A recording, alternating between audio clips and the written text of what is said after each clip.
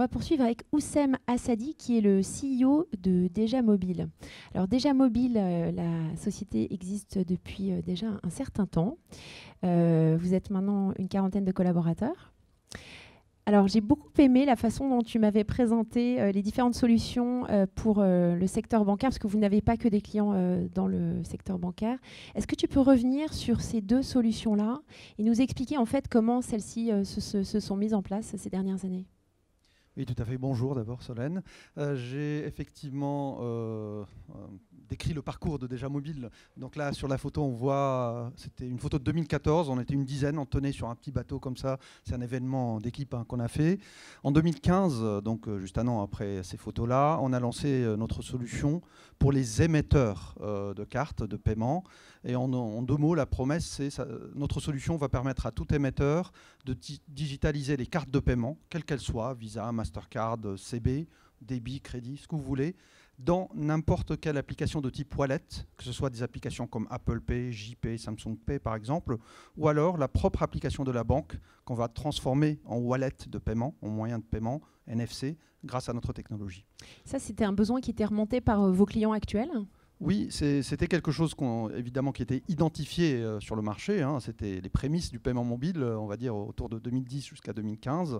Ensuite, nous, on a développé une solution sur la base des standards EMVCo qui sont sortis en 2014. Donc on a suivi quelque part un standard international parce qu'on croyait très fort à l'importance d'utiliser des standards pour, j'allais dire, la possibilité de généraliser la solution derrière dans le monde entier. On va revenir dessus.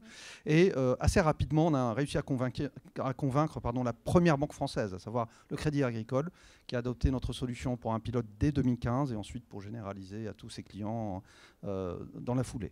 Et voilà. Vas-y. Et depuis, donc évidemment, la solution a connu un certain succès. On est leader en fait de ce type de solution en France, puisqu'on a des clients aussi prestigieux que le Crédit Agricole, par exemple, et d'autres banques retail. Et on a aussi su convaincre des banques et des émetteurs en dehors de France.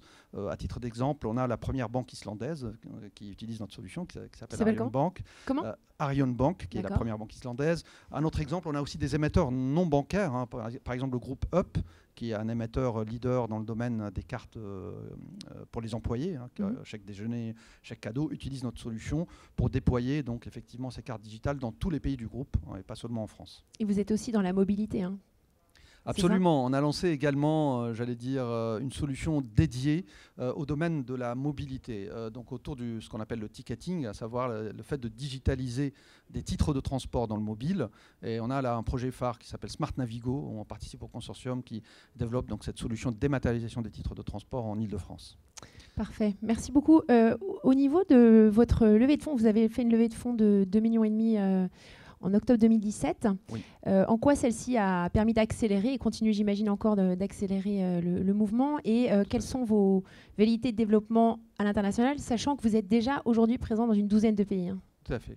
Alors, ce que cette levée de fonds a permis de faire, en gros, 3 points. Le premier, c'est consolider notre solution pour les émetteurs et construire notamment notre propre plateforme pour apporter la solution en mode SaaS. Premier point. Deuxième point, le développement à l'international. C'est grâce à cette levée qu'on a pu recruter des équipes commerciales et marketing et arriver au point qu'on voit ici, à savoir planter notre drapeau dans une douzaine de pays. Ça, c'est les pays dans lesquels vous êtes actuellement présents? Oui, ce sont des pays où il y a des citoyens de ces pays qui ont du Déjà Mobile dans leur poche, dans leur téléphone. En gros, c'est ça. Et vous voyez aussi qu'il y a un premier drapeau planté en dehors d'Europe, au Maroc, plus exactement.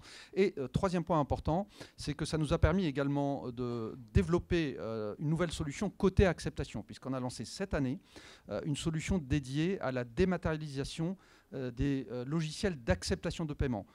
En deux mots, cette solution va permettre à n'importe quel marchand de transformer son terminal Android, son smartphone ou sa tablette Android, en terminal d'acceptation de paiement carte sans contact.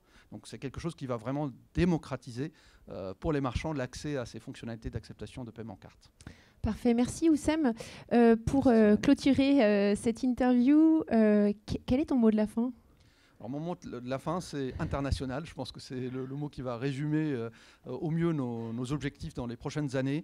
En gros, si on se reparle dans 2-3 ans, j'espère afficher une carte du monde avec des drapeaux déjà mobiles un peu partout. Ce sera aussi simple que ça. Voilà. Merci Oussem. Merci Solène.